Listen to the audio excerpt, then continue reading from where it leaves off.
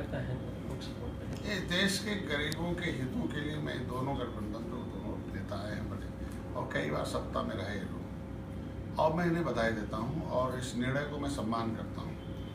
और इसलिए करता हूँ कि जिस भारतीय राजनीति को परिवर्तन के लिए बहुजन समाज पार्टी का निर्माण किया था, समाजवादी पार्टी का निर्माण हुआ था, जो चीज़ें वो सपने थे वो नहीं पूरे हुए और किसी कारणवश Bharatiya Janata party default government के रूप में आई, कांग्रेस की गलत नीतियों के नाते आ गई थी। और ऐसा हो गया कि आज देश में लोकतंत्र सुरक्षित नहीं है, झूठ प्रपंच का एकदम सरकार हो गया है, लूट तंत्र हो गया। इस देश में रोजगार चाहिए, स्वास्थ्य चाहिए, शिक्षा चाहिए और तीनों पर कुछ नहीं हो रहा, खाली तमाशा हो रहा है। बेचारे जीएसटी लागू करके बर्बाद कर दिया, नोटबंदी करके बर्बाद कर दिया। आज के दिन में तमाम देख लीजिए क्या होता है रिजर्वेशन। तो आज के दिन में जो भी सिस्टम है, मैं दोनों पार्टियों को बधाई देता हूँ। और जिस तरीके से काम आज हुआ है, 25 साल पहले जो हुआ था कि मिले मुलायम कांसी राम हम जय श्री राम, तो जय श्री राम के नारे पर आए बेचारे, भगवान के नाम पर आए और टेंट में रह गए और ये लोग बेचारे बिल्डिंगों में आज के दिन में ऐसे घूम रहे हैं। आज के दिन में जो सिस्टम है, किस तरीके से कैद है, सीबीआई के अंदर खुद सीबीआई का छापा हो रहा, कितना बड़ा शर्म की बात है। सीबीआई का बदला जा रहा अधिकारी, उसे बेचारे सस्पेंड किया जा रहा, उसे हटाया जा रहा, छुट्टी पर आज के दिन में रिलीव कर लिया। किस तरीके से आज के दिन में जनता को गुमराह करने की बात की जा रही। 15 लाख के नाम पर उन्होंने वोट ले लिया, काला धन के नाम पर वोट ले लिया। काला धन लाने गए थे लेकिन बेचारे कर्जा लेके चले आए, 3000 करोड़ रुपये मूर्ति लगा दिया और एक एक आदमी पर कर्जा ला दिया। तो इस तरीके से कहे थे कि हम राष्ट्रवाद के नाम पर इस देश के लोगों को, इस देश का नीति उद्योग नीति सही करेंगे।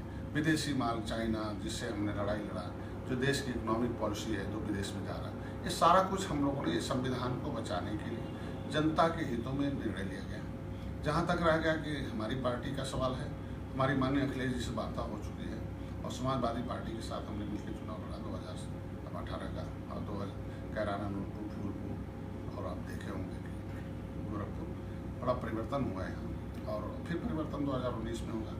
और माननीय अखिलेश जी से वार्ता हो चुकी है हमारी कि सम्मानजनक ढंग से हम लोग अपने सिंबल से निषाद पार्टी कुछ सीटों पर चुनाव लड़के जाएगी। और यहाँ हम लोग सीटों के लिए नहीं, जनता के हितों की रक्षा के लिए, गरीबों का अधिकार दिलाने के लिए। और हमारा जो आरक्षण का मुद्दा है, जो आरक्षण की विसंगति है जो संविधान में लिखा हुआ है, तो संविधान में लिखा हुआ जो आरक्षण जो योगी मोदी खुद कहे थे कि हम करा देंगे, लेकिन उस पर कोई चर्चा नहीं की, बल्कि घोषणा पत्र का एक पन्ना भी नहीं लागू किया, एक पॉइंट भी नहीं लागू किया, एक लाइन भी नहीं लागू किया। और मैं सम्मान करता हूँ जो रिजर्वेशन दिया उन्होंने 10% कि गरीबों को मिलना चाहिए। तो इससे साबित हो गया कि गरीबी एक बीमारी है, आरक्षण उसकी दवाई है। तो जो बहुत लंबे समय से आरक्षण की मांग कर रहे हैं, रेल ट्रैक और सड़क पर तमाम लोग जो लिखे, आरक्षण विसंगति दूर करने का एक तरीका है। आरक्षण का जो मामला है, जो संविधान में अम्बेडकर साहब ने जिस समय संविधान सभा में भाषण हुआ था, उसमें आया था कि आरक्षण एक प्रतिनिधित्व का मामला है कि जिस समाज के लोगों का प्रतिनिधित्व अगर लोकसभा विधानसभा में नहीं है तो वो प्रतिनिधित्व उनका होना चाहिए और प्रतिनिधि ऐसा प्रतिनिधि हो जो उस समाज के लोगों का हक हिस्सा उनको भी विकास की मुख्यधारा से जोड़ा जा सके।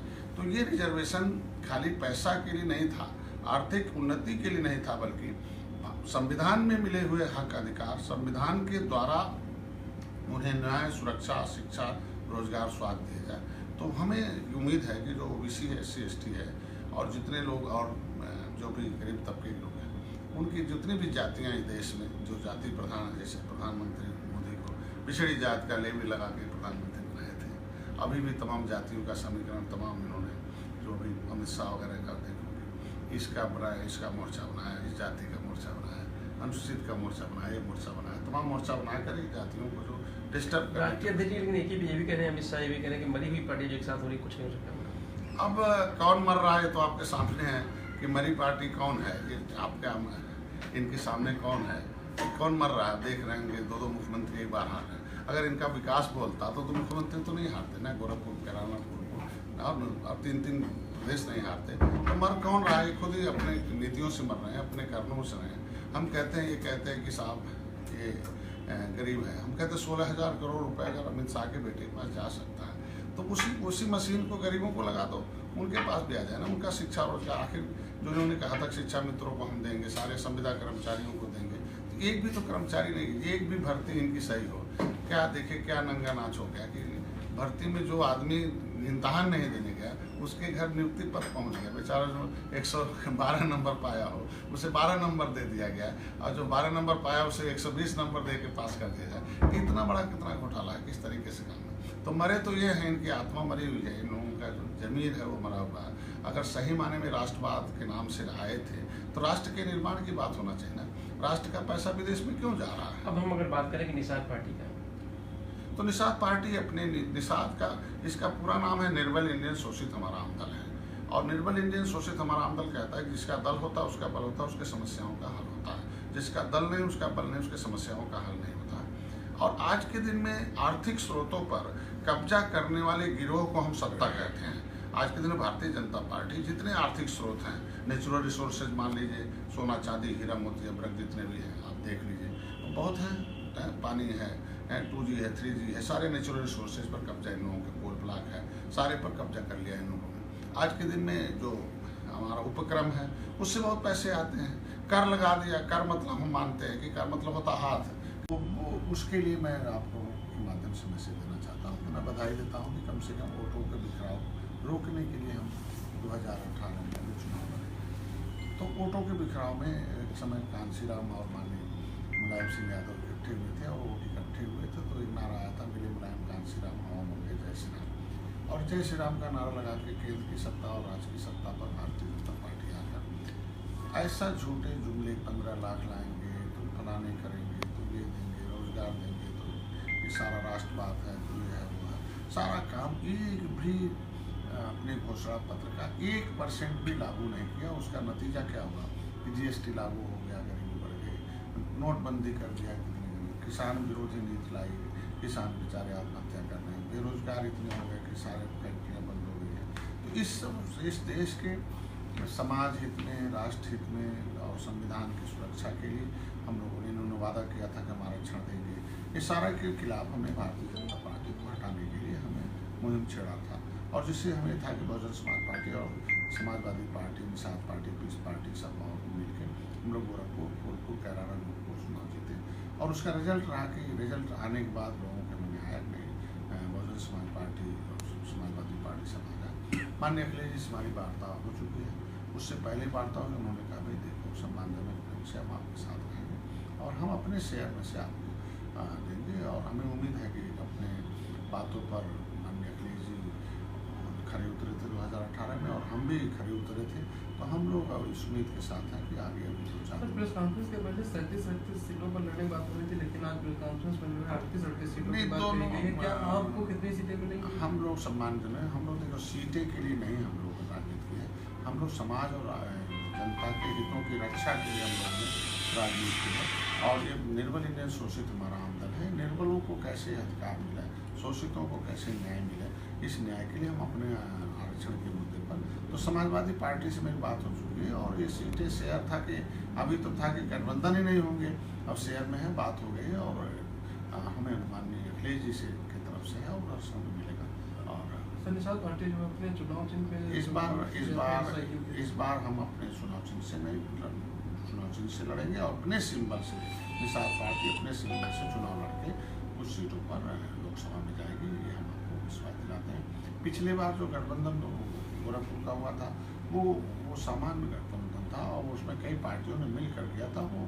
और एक ही चुनाव चिन्ह होगा, चाहे किसी के साथ हो, कई पार्टियाँ एक साथ लड़ती हूँ, तो वो जो अब एक हमारा सिंबल उस समय नहीं था, क्योंकि उस समय तो हम 2016 को मैंने पार्टी रजिस्टर हो गई। और अभी कम समय से हम लोग राजनीति में ये 4 बार सत्ता में रहे हैं, बहन जी रहे हैं, 5 बार ये रहे हैं। तो पुरानी बड़ी पार्टियाँ हैं, बड़ी पार्टी के साथ छोटी पार्टियों को सम्मान दे रहे, हमें उम्मीद है कि इस बार हम अपने सिंबल से हमारी पार्टी चुनाव लड़ जाएगी, और समाजवादी अपने सिंबल से लड़ेगी, बहुजन समाज पार्टी अपने सिंबल से लड़ेगी। लेकिन वोट का जो शेयरिंग होगा वो जहाँ जहाँ जो लड़ेगा उसी हिसाब से सब लड़ेगा। सर, मोदी सरकार ने 10% सवर्ण आरक्षण की बात कही है, क्या लगता है चुनावी सुनना या फिर जो 10% का आरक्षण सोनों को दिया, क्योंकि यही लोग पहले विरोध करते थे और अब सोनों को 10%। अब चूँकि नोटा दब गया, उनका लोटा डूब गया छत्तीसगढ़, राजस्थान, मध्य प्रदेश में, तो अपने लोगों को लुभाने के लिए, चूँकि सबसे ज़्यादा बेरोजगार तो ऊंची जातियों में सवर्णों के बच्चे हैं, रिक्शे वाले का, गरीब का, तेली बड़ी लोहार कहाँ पिछड़ी जातियों को तो बाइक गियर लगा हुआ है, वो कहाँ बेचारे पढ़ पाते ठीक ढंग से, उन्हें कहाँ रोजगार। बेरोजगार तो ऊंची जातियों के लोग हुए थे, नाराज उनके लोग हुए थे। और इस आरक्षण के मुद्दे को छेड़ कर मोदी ने, मैं उन्हें बधाई देता हूँ, लेकिन ये भी याद दिलाता हूँ कि उन्होंने कहा था गंगा पुत्रों का, और योगी जी ने भी कहा था गंगा पुत्रों का अनुसूचित जाति के हकदार नहीं देना चाहिए, तो संविधान में मिला हुआ इससे ये हुआ कि अगर ये कहते हैं कि नहीं आरक्षण आर्थिक आधार पर है, तो अगर इसके मतलब गरीबी एक बीमारी है, आरक्षण उसकी दवाई है, तो जितने भी गरीब हैं और भी जातियों में उनके आरक्षण देने में क्यों मुझे भाग रहे हैं, इसके मतलब उन्हें गरीब रखना चाहते हैं और अपने कुछ लोगों को अपने बनाना चाहते हैं। तो इसलिए अगर इसके आरक्षण के न देने का नतीजा रहा कि 4 सीटें यहाँ आ रहे हैं और अभी प्रदेश आ रहे हैं, 2019 भी आ रहे हैं। अमित शाह ने गठबंधन को ढकोसला बताया। वो अभी वो ढकोसला में तो खुद ही, अगर उनका सही में उन्होंने कहा था सबका हाथ सबका विकास, लेकिन क्या किया अमित शाह के बेटे को देख लो क्या है, कितने करोड़ रुपया का, 1000 करोड़ रुपया। मैं कहता हूँ वही मशीन दूसरे को दे दें। ढकोसला क्या आई, तो उन्होंने कहा राम मंदिर बनाएंगे, कहाँ चलेगा, क्यों बेचारे मंदिर जी, और मंदिर अभी वो कैंप में पड़ा हुआ, इनके महल बन गए। तो ढकोसला तो यहाँ की ढकोसला, एक ढकोसला उसे कहते हैं कहा कुछ जाए और किया कुछ जाए। आज के दिन में भारतीय जनता पार्टी अपने घोषणा पत्र का एक भी कोई लागू किया हो, इन्होंने मछुआ आयोग भंग कर दिया, अपना मछुआ प्रकोष्ठ भंग कर दिया, सारा वोट लेने के नाम पर सूट बन सकते हैं। ये ढकोसला का जुमलेबाज हैं। किस तरीके से आप देखो कि देश के साथ है, कहे थे 15 लाख लाएंगे, काला धन लाएंगे, और क्या ला दिया, 30,000 करोड़ रुपए की मूर्ति ला दिया, एक आदमी 2.5 करोड़ रुपए का कर्जा ला दिया। तो कर्जा लेने के लिए थोड़ी इन्हें भेजा गया था, ढकोसला नहीं, ये तो 4 बड़ी पार्टी है, और ढकोसला रहता तो गोरखपुर कैराना लूटूर कैसे हार जाते, आपके सामने रिजल्ट है ना। तो ये तो कुछ भी कह सकते हैं, वो ख़त्म हो रहे हैं तो रसगुल्ला तो खिलाएंगे नहीं, ऐसे ही सब बोलेंगे जैसे लोग डिस्टर्ब हैं। और ये लोग हमेशा गुमराह करने का काम करते हैं, गुमराह करके लोगों को हिंदू मुसलमान पर लड़ाते हैं। इसके लिए एक कहानी है कि एक जानवर भैंस है और दूध देती है, उसके गले में घंटी बांध के रखते हैं, इसलिए कि कल चोर लेके जाएगा तो घंटी बजेगा, उधर दौड़ाएंगे, भैंस और चोर दोनों पा जाएंगे। लेकिन चालाक चोर जो होता है घंटी खोल कर पूरब लेके दौड़ता है, भैंस पश्चिम चली जाती है। तो गांव वाले चाहते हैं घंटी जिधर जा रही है उधर ही हमारा माल भी जा रहा, तो दौड़ते और चोर घंटी छोड़कर भाग जाता और गाँव वालों के हाथ में घंटा मिलता और वो चोर उधर लेके चला। तो उसी तरीके से मोदी हमारे लोगों को घंटी बजा के अयोध्या पहुँचाना चाहते हैं भगवान के दरबार पर, और संविधान पर कब्जा करके सारे आर्थिक स्रोतों पर भारतीय जनता पार्टी का कब्जा हो गया। तो इस तरीके से जुमलेबाज धोखेबाज तो यह है कि इस तरीके के धोखा देकर भगवान के शिक्षा, रोजगार, स्वास्थ्य चाहिए, इस पर चर्चा तो कभी हुई ना कोई बजट है, न कोई काम है। बिना इम्तहान के, बिना एग्जाम के नियुक्ति पत्र मिल जा रहा है, और जो बेचारा जो पास है उसे फेल किया जा रहा है, जो फेल है उसे पास किया जा रहा है। तो इनकी कोई भी भर्ती तो नहीं होगी ठीक से, और किस तरीके से नंगा नाच जा रहा है। जितने भी आर्थिक स्रोत हैं, जैसे ताल घाट नदी मूरत बालू सब पर कब्जा, जितने भी पैसे आर्थिक स्रोतों पर कब्जा, तो इस तरीके से तो नहीं होना चाहिए ना। जनता मतलब जनता के लिए होना चाहिए, सब जनता ने सबक ठीक को देखते हो किस तरीके से आपको इस देश के भविष्य के लिए गठबंधन बहुत जरूरी था। 85% लोग तो इस देश में सहारा हैं, गरीब हैं, अशिक्षित हैं, जिन्हें न्याय की कोई उम्मीद नहीं रह गई भारतीय जनता पार्टी से। ऐसे सब लोगों के जो ख़त्म करने के लिए जो फिरकापरस्ती ताकतें हैं, जो राष्ट्र विरोधी ताकत है, जो देश को बांटने में हिंदू मुसलमान और तमाम लोगों के साथ उम्मीदबाजी करके देश को काले धन के नाम पर सरकार लाएंगे, 15 लाख देंगे, झूठ बोल के सरकार आई, घोषणा पत्र का एक भी लाइन नहीं लागू करे, ऐसी सरकार को बदलने के लिए गठबंधन ज़्यादा जरूरी था। मैं बधाई देता हूँ बहन जी को और मनी अखिलेश जी को, कम से कम एक लंबे अंतराल पर जो टूट थे और लोगों का बिखराव था, उसका रिजल्ट जो है भारतीय जनता पार्टी आ गई थी। तो इस पर इकट्ठा होने से अब हम भारतीय जनता पार्टी के खिलाफ खड़े हो सकते हैं। जहाँ तक निषाद पार्टी का सवाल है, और निषाद पार्टी से हमारी माननीय अखिलेश जी से वार्ता हो चुकी है, और निषाद पार्टी अपने सिंबल पर और अपने चुनाव चिन्ह से और कुछ सीटों पर जो एक सम्मानजनक सीटें हैं, अखिलेश जी उसे अपने सीटों में से अपने से देंगे, और उससे लड़कर निषाद पार्टी इस बार लोकसभा में जाएगी और अपने मुद्दों पर, अपने जो निर्बल शोषित हमारा शोषित वर्ग के लिए हिस्सा दिलाएंगे। हमें उम्मीद है कि 2018 में जो उपचुनाव हुआ था, तो माननीय अखिलेश जी अपने वादे पर खरे उतरे थे, मैं भी अपने वादे पर खरा उतरा था। तो हमें उम्मीद है कि आगे भी हम लोग खरा उतरेंगे और ये गठबंधन जरूरी है, और गठबंधन का उम्मीदवार होगा, चाहे सपा का हो, चाहे निषाद पार्टी का हो, चाहे बहुजन समाज पार्टी का, वो सभी पार्टियां हम लोग इकट्ठे होकर हमको वोट शेयर करके इकट्ठा करके इस परिवर्तन के लिए, क्योंकि जनता और समाज के हित में निर्णय लिए जाते हैं। और ये जो गठबंधन हो रहा है वो पहले था कि पहले हमारा हो जाए, फिर हम लोग बैठते हैं, तो 2-4 दिन में हम लोग इकट्ठे बैठेंगे, फिर उसका रिजल्ट अच्छा आएगा, आपके सामने बताया जाएगा। नहीं, तो क्या लगता है जिस तरीके से 38 का संख्या हो गई है, तो क्या लगता है कि आपको मिल पाएगा? निश्चित रूप से माननीय अखिलेश जी से हमारी वार्ता हुई है, और अखिलेश जी ने कहा मैं पहले मैं बहन जी को जो कहते हैं बहन जी गठबंधन नहीं करेंगे, ये नहीं करेंगे, पहले हमारी उनकी वार्ता हो जाने दीजिए, फिर हम लोग बैठ के बात करेंगे। और जैसा भी रहा 2017-2018 में हम लोग माननीय अखिलेश जी के साथ थे, और फिर आगे भी हम अखिलेश जी के साथ रहेंगे। बेशक पिछली बार जो है वहाँ एक ऐसी परिस्थिति थी कि निषाद को साइकिल चुनाव चिन्ह से लड़ना पड़ा, चूँकि गठबंधन तब भी था, सपा और पीस पार्टी और बहुजन समाज पार्टी का उन्होंने ऐलान भी किया था, और 100% वोट लोगों ने दिया और एक परिवर्तन लाया, और उसका रिजल्ट रहा कि आज गठबंधन है। उस समय हमारे पास सिंबल नहीं था, इस बार हम अपने सिंबल से चुनाव, जो हमारी सीटें मिलेंगी वो अपने सिंबल से चुनाव लड़के जाएंगे, और हमें उम्मीद है, और जिस तरीके से वार्ता होगी और आगे इसका रिजल्ट आएगा। और क्या अखिलेश जी से आपसे बात हुई गठबंधन के बाद, या कि मुलाकात होने का कुछ समय मिला? नहीं, अभी तो आज थे, उन्होंने कहा तो पहले हमारी बहन जी से बात हो जाए, उसके बाद हम लोग बैठते हैं। तो अभी तो गठबंधन के बाद अभी पहले आपसे मुलाकात होगी, फिर समय से जाएगा, बैठेंगे हम लोग, मिल बैठ कर आगे रणनीति बनाएंगे। चूँकि कहा गया है कि राख तले चिंगारी रख, तो पर्देदारी रख, और अमन जरूरी है लेकिन जंग की भी तैयारी रख। इस काम में हम अपने संगठन को मजबूत करने के लिए, संगठन खड़ा करने के लिए, लोगों को खड़ा रखने के लिए, और देश में राजनीति से क्या लाभ है, क्या हानि है, आरक्षण एक दवा है, गरीबी बीमारी है, इससे कैसे दूर हो सकता है, उस आरक्षण के मुद्दे पर लोगों तो इसमें मैं लगा हुआ हूँ, और संगठन को मजबूत करने के लिए पूरे प्रदेश में, हमारा हर जिले में, हर विधानसभा में। क्या संख्या को लेकर कुछ बात हुई? निश्चित रूप से संख्या का कोई मतलब नहीं है, हम जितनी सीटें जीत सकते हैं और कितनी सीटें हम लोग लड़के जीत सकते हैं, उस पर बात हो चुकी है, और उस पर हम लोग रणनीति की तरह जैसे गोरखपुर में रणनीति अपनाए तो उसी तरीके से रणनीति अपनाएंगे। इस बार इतना कहेंगे कि ये निषाद पार्टी अपने सिंबल से चुनाव के कुछ सीटों पर जाएंगे, और जो सम्मानजनक होगा। और सीटों में पहले माननीय अखिलेश जी जब थे तो उनका 80 सीटें थी, और अभी बहन जी भी आ गई हैं तो सीटों की संख्या कम हो गई है, तो उसी हिसाब से हम सम्मानजनक तब भी सम्मानजनक सीटें देते हैं। अच्छा, अब उनका साफ कहना है कि जिस तरीके से अखिलेश यादव से उनसे 2018 चुनाव में हुआ था, लोकसभा चुनाव में, इस बार भी उनको सम्मानजनक सीटें मिलेगी। तो कहीं ना कहीं अब जो ये गठबंधन के बाद में निषाद पार्टी ने जो अखिलेश यादव के साथ में गठबंधन किया था, उसको लेकर सम्मानजनक बात कही है। वीडियो जर्नलिस्ट रोहित के साथ लालचंद, हिंदी खबर, लखनऊ।